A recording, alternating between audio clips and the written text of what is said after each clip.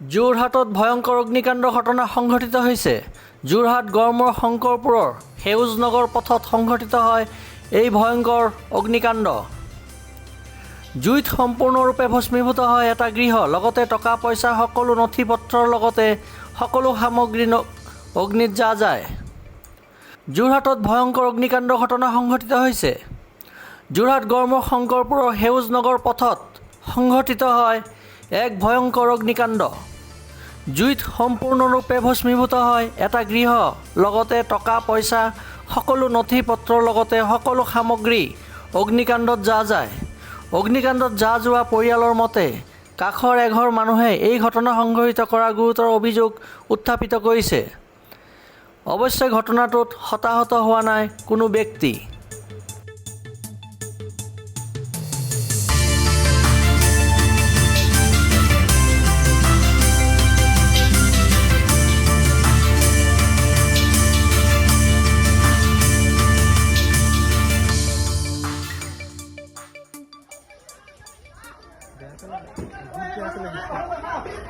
হৈছিলে চাগে ঘৰত হা হা পাৰোঁ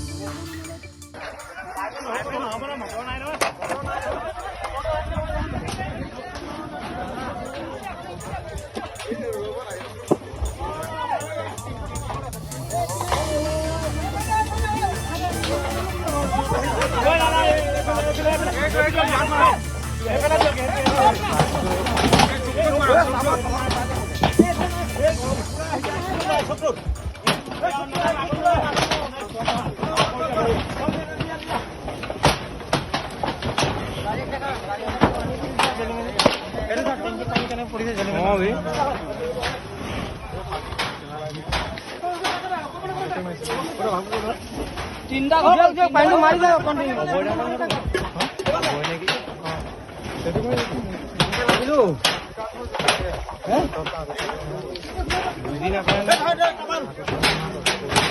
ড্ৰাগছৰ ব্যৱসায় কৰি আছে। আমি সেইটো কথা গম পাওঁ কাৰণে আমাক ধমকি দিছিলে তাহাঁতি, কিন্তু আমি গম পোৱা নাছিলো তাহাঁতি ভিতৰত ইমান ডাঙৰ প্লেন এটা কৰি থাকিব। আমাৰ ঘৰখনত জুই লগাই দিছে তাহাঁতি। জানিব যে আপোনালোকে মানুহ গায়ব হৈ গ'ল। আপোনালোকে এই আমাৰ নামটো কি হয়? তাহাঁতৰ এনেতো এটা ল'ৰা জনামতে জেলত আছে, তাৰ নাম বসন্ত দাস, সৰুটোৰ নাম বিষ্ণু দাস, বাপেকজন হ'ল কি অনিল দাস, ইয়াতে ৰাণা গোস্বামী ঘৰৰ ওচৰত চাইকেল দোকান আছে। বাকী বোৱাৰীখিনিৰ নাম এজনী সৰুজনীৰ নাম জানো মামন বুলি, বাকীখিনি নাজানো। ঠিক আছে, কথাটো হ'ল তাহাঁতৰ ঘৰত বস্তু কিমান আছে, আমাৰ ঘৰত বস্তু কিমান আছে চাওক। এইটো প্ৰি প্লেন হয় নে নহয়? আৰু এটা কথা, জুইটো য'ত লাগিছে সেইটো ইহঁতৰ ঘৰখন দুটা ভাগত ভগোৱা আছে, সৰু আৰু মাজৰটোত লাগিছে। সৰু ল'ৰাটোৰ ভাগ যোনটো সেইটো চাইডত লাগিছে, সেইটো চাইডত পাকঘৰ যোনটো, সেইটো সৰু মাইকী মানুহগৰাকীয়ে তাত খানা বনায়। এইজনী মাইকী ইয়াত কি কৰিবলৈ আহিলে? জুইটো সেইটো তাতে লাগিছে। আগতে এইটো চাইডে আমাৰ ফালটো লাগিছে, এইটো চাইড জুই লগাই নাই। লাগি তেতিয়া আমাৰ ঘৰখন জুইলে, তেতিয়া এইটো চাইডত স্প্ৰেড হ'ল। এইটো প্ৰি প্লেন হয় নে নহয় আপোনালোকক?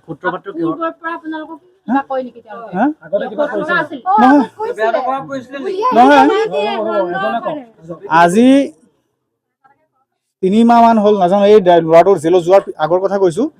মই বহি আছো, আহি পেলাই খাই নিচা পুলিচে আহি সিহঁতক গাড়ীখন লৈ গ'ল উঠাই। ড্ৰাগছ চাগছত ধান্দা কৰেতো, নাজানো, মই ইমান মাথা নামাৰো।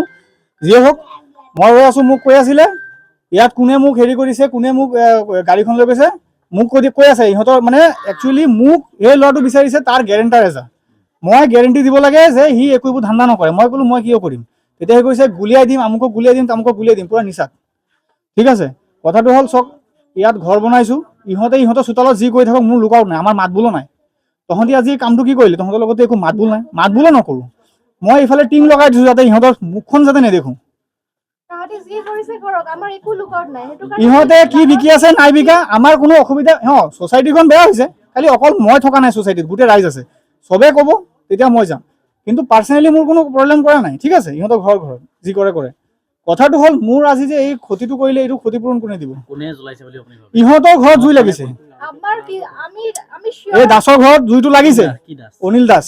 ইহঁতৰ ঘৰত জুইটো লাগিছে।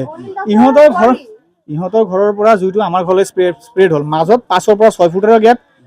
এই যে এইটো কি কয়, এইটো যে চিলিঙলৈকে জুইটো পাই গ'ল, তেতিয়া আহি মোক মাতি আছে। ইয়াত কোনো এটা মতা মানুহ নাই, চব ডিউটি গৈছে। ময়ো ভাতকেইটা খাই ওলামে। মাইকী মানুহ আছিলে, মোৰ মা দেউতা গৈছে ডক্টৰৰ ওচৰলৈ। মই অকলে এটা, মোৰ মাইকী মানুহ বাচ্ছা লৈ ৰাস্তাত ওলাই গ'ল। মই অকলে এটা মানুহ, মতা মানুহ, চিলিণ্ডাৰ 3টা উলিয়াইছো, নহ'লে আজি কিন্তু এই গোটেই গাঁওখন গুচি গ'ল। পথাৰত পেলাই থৈছো। তাৰপিছত দেখিলো চিলিণ্ডাৰ ওলাওঁতে মোৰ এইটো চব কি হৈ গ'ল। চিলিণ্ডাৰ ওলাওঁতে দেখিলো আমাৰ যোনটো ৰুম এইটো জ্বলি গ'ল, আধা বিচনা চিচনা লাগি গ'ল।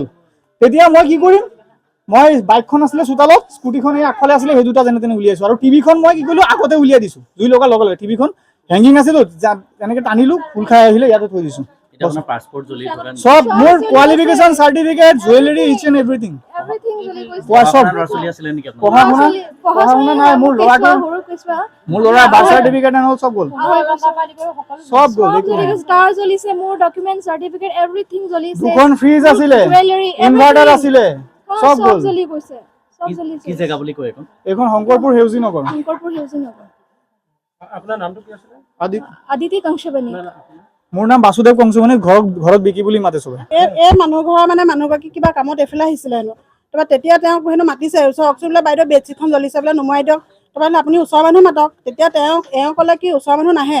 তাৰ মানুহজনীয়ে ক'লে কি আপুনি বোলে ড্ৰাগছ বিকে বোলে, ক'ত আহিব মানুহ, সেই বুলি কৈ মানুহগৰাকী গুচি আহিলে। আৰু তেতিয়া তেওঁ হাফ পেণ্ট পিন্ধি আছে, মানুহগৰাকীয়ে কোৱা মতে মানে তেওঁ হাফ পেণ্ট পিন্ধি আছে হেনো বোলে। জুই জ্বলি আছে বেডশ্বীটখন, তেওঁ হাফ পেণ্ট এটা পিন্ধি আছে বোলে, কাপোৰ জাপি আছে। এতিয়া আমি কথা যেতিয়া ক'বলৈ গ'লো, আৰু কেইগৰাকী মানুহৰ সৈতে কথা খাই তেওঁক জনাবলৈ গ'লো, তেতিয়া তাই এটা লং স্কাৰ্ট জিন্সৰ পিন্ধি আছে। মানে কাষৰ মানুহবোৰ যি ঘৰ জ্বলিছে তেতিয়া অন্য এগৰাকী মানুহ মানে মাতি আনিছে, যেতিয়া বেডশ্বীটখন জ্বলি আছে মানে। তেতিয়া তেওঁ হেনো এটা হাফ পেণ্ট পিন্ধি আছে, তাই বোলে হাফ পেণ্ট এটা পিন্ধি আছে বোলে, কাপোৰ জাপি আছে।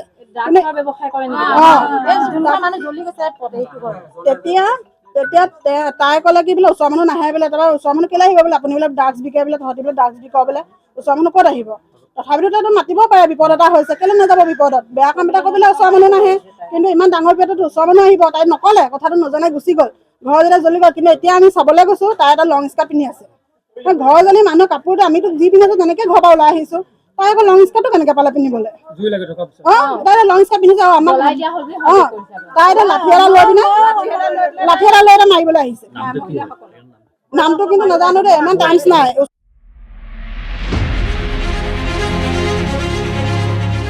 ব্যুৰ ৰিপৰ্ট, মায়া নিউজ।